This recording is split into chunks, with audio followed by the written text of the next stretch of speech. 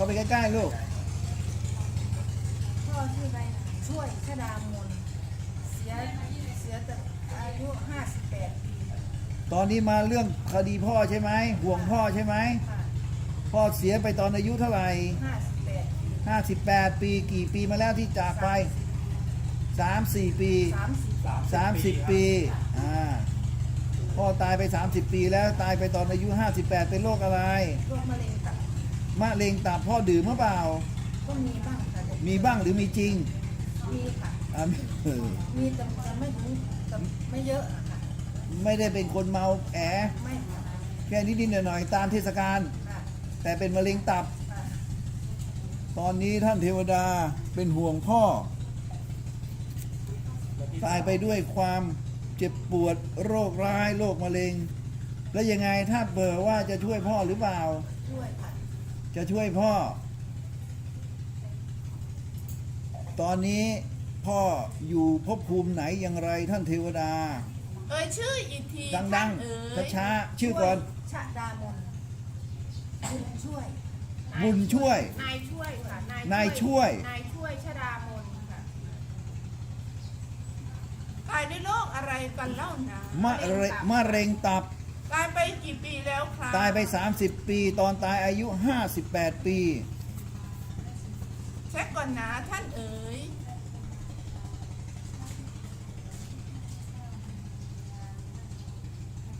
มีชื่อเก่าหรือเปล่าเล่าเจ้าพ่อเขาชาวบ้านเขาเรียกอะไร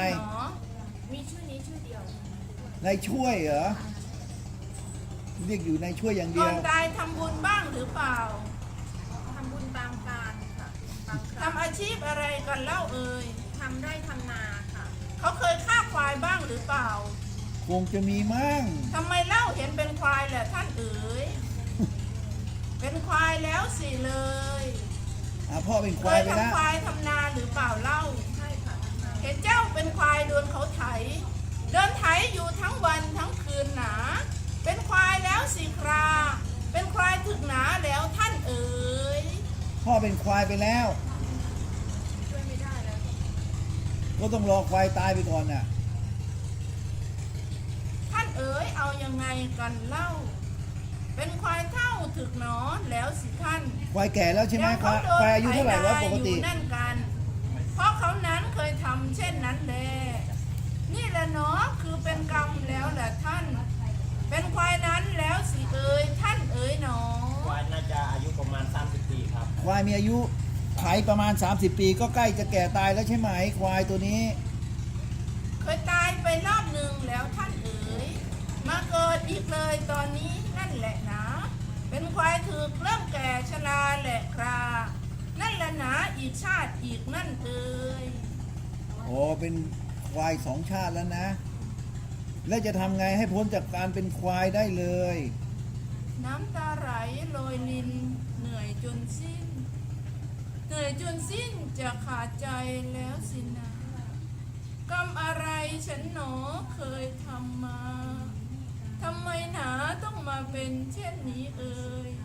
เหนื่อยแทบตายไม่ได้หยุดไม่ได้พักไม่รู้จักการหยุดเดินยังไงหนอฝนแต่ฝนตกแดดออกไม่มีพอฉันต้องหนอเดินตลอดลากไถเอ่ยมันช่างเหนื่อยช่างร้าเจ็บปวดนั่นฉันเดินมาหลายชาติกันแล้วสิเอ่ยทรมานใจเลยแหละท่านหนาโปรดเมตตาดึงข้ามาออกเสียทีพ่อเธอเนี่ยเมื่อก่อนไปไหนก็จูงควายไปทำนาใช่ไหมทั้งเช้าทั้งเย็นเลยใช่ไหมไม่มีหลับไม่มีนอนควายเหนื่อยไม่สนใช่ไหมความจริงพูดความจริง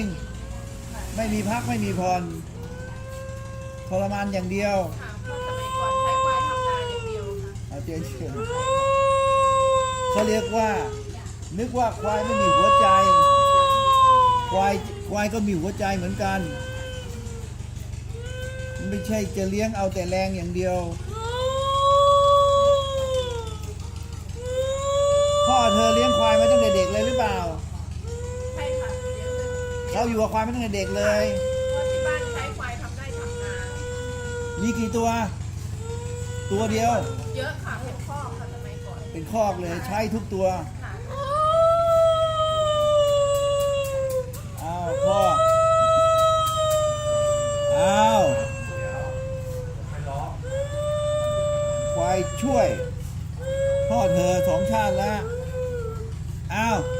ทำไงดีวะไม่เคยเจอควายด้วยเป็นเธอจะช่วยพ่อให้ออกจากการอยู่ในชีวิตสัตว์หรือเปล่า ด้วยค่ะ ช่วยลูกทำบุญมาเยอะแล้วไม่เห็นเหรอลูกอะไรสร้างศาลาปฏิบัติธรรมเปล่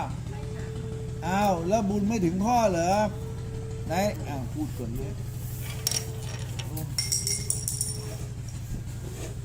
พุทธังตื่นธรรมังตื่นสังฆังตื่นขอมันสมองกลับมาก่อนกลับเป็นนายช่วยก่อนนายช่วยฟื้นขึ้นมาจำให้ได้พูดให้ได้เบาไม่ต้องเป็นควายตอนนี้พูดก่อนนายช่วยลูกทำบุญทำกุศลไปนายช่วยได้บุญบ้างหรือเปล่า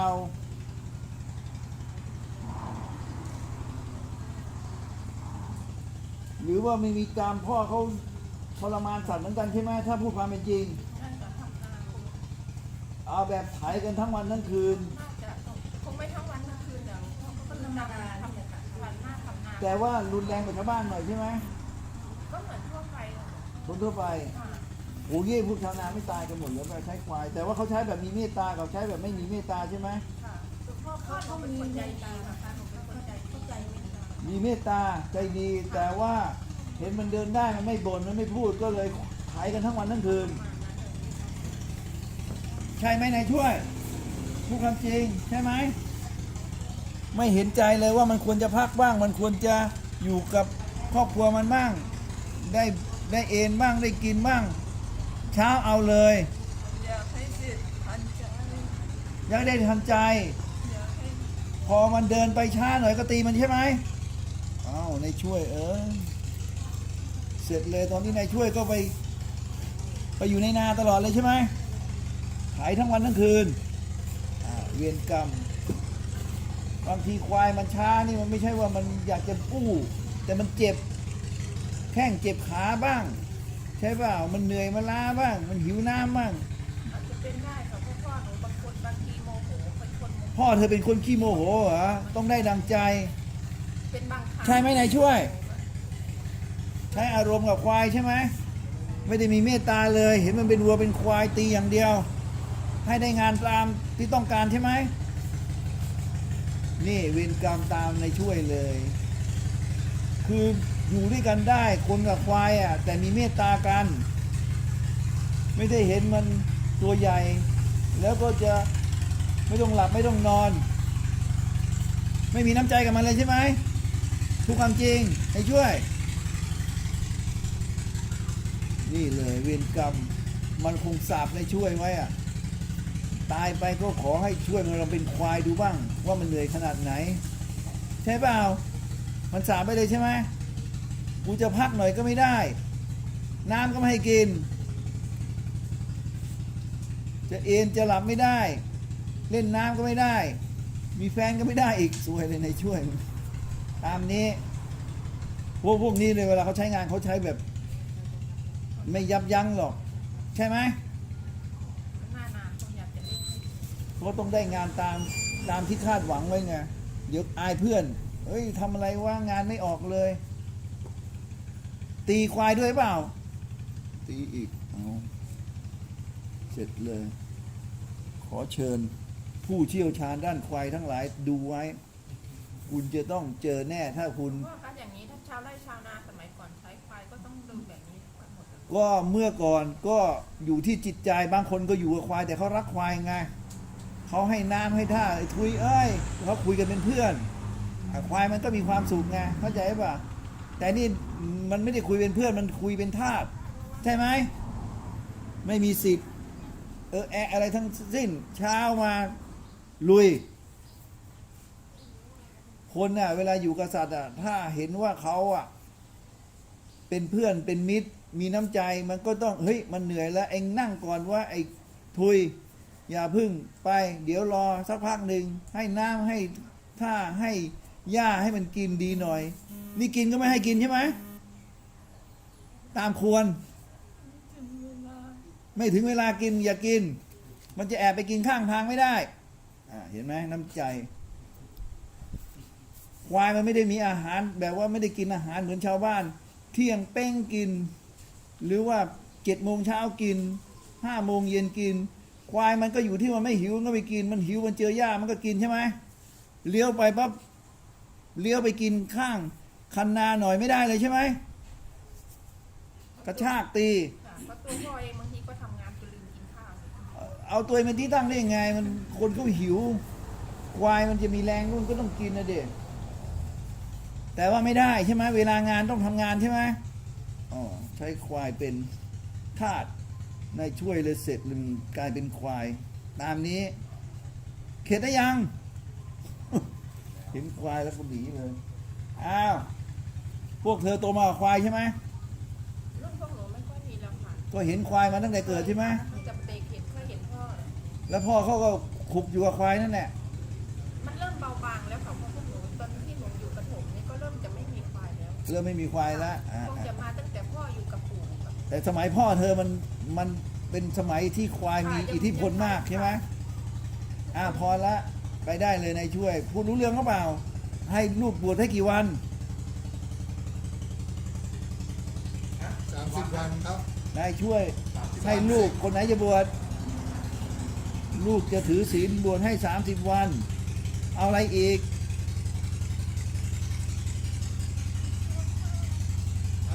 เข้าไปใกล้ๆเสื้อผ้า เสื้อผ้าครับ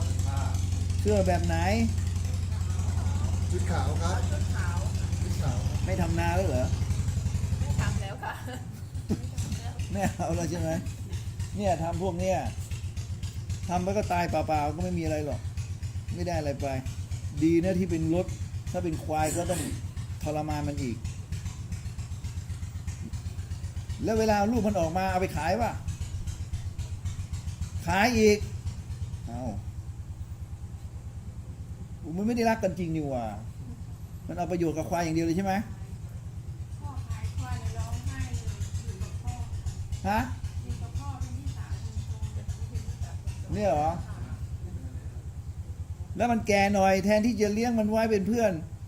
แก่แล้วทำงานไม่ได้ขายอีกใช่ไหมโอ้โหมันโหดเว้ยมนุษย์นี่มันโหดจริงๆเว้ยไม่มีคำว่าเพื่อนเลย ทุยเพื่อนอะไรวะเขาเรียกอะไรเพลงอะไรวะ ไอ้ทุยครับ เจ้าทุยใช่ไหม ทุยครับทุย อันนี้ไม่เลยเจ้าทุยนี่แม่ง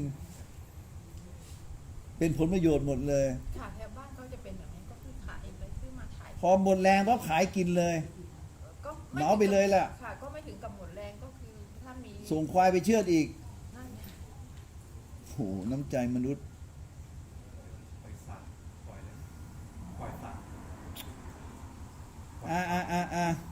นายช่วย ช่วย สำนึกผิดได้ยัง เข็ดได้ยังควาย อ้าวชุดขาวปล่อยสัตว์อะไร อยากปล่อยควายเลยเหรอ อ๋อได้ค่ะได้ค่ะถ่ายชีวิต เธอปล่อยได้เหรอ ถ่ายชีวิตนะคะได้แค่ ถ่ายชีวิตควายใช่ไหมต้องถ่ายจริงๆนะไม่ใช่มันถ่ายเอาไปกินอีกอะ ค่ะ ถ่ายชีวิตควาย เธอทำได้เป็น ได้ค่ะ บอกนายช่วยขอถ่ายชีวิตควาย1 ตัวใช่ไหม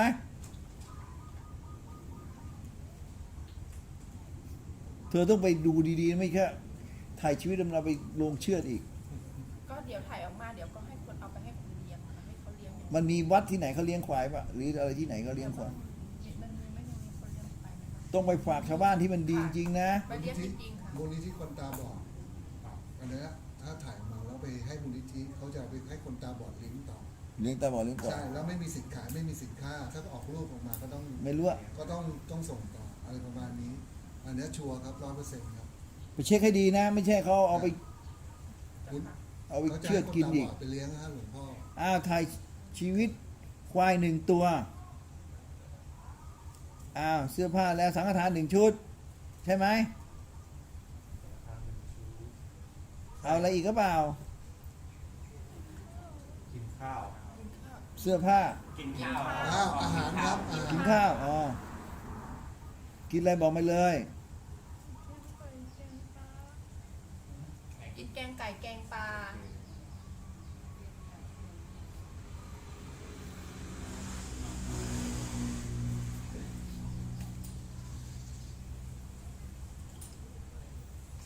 อ้าว30 วัน เดี๋ยวลูกสาวไปจัดการได้เลยใช่ไหมบวชเลยเปล่ะล่ะบวชเป็นพระเลยเปล่ะล่ะลูกเขาก็สร้างศาลาปฏิบัติธรรมแล้วนี่ใช่ไหม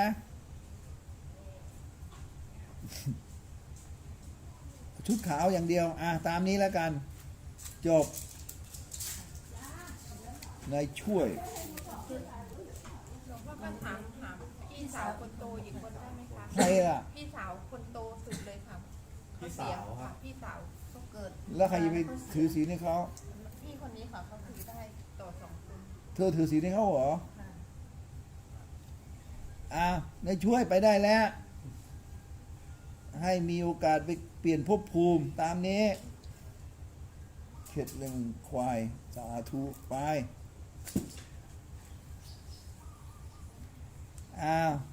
ท่านเทวดา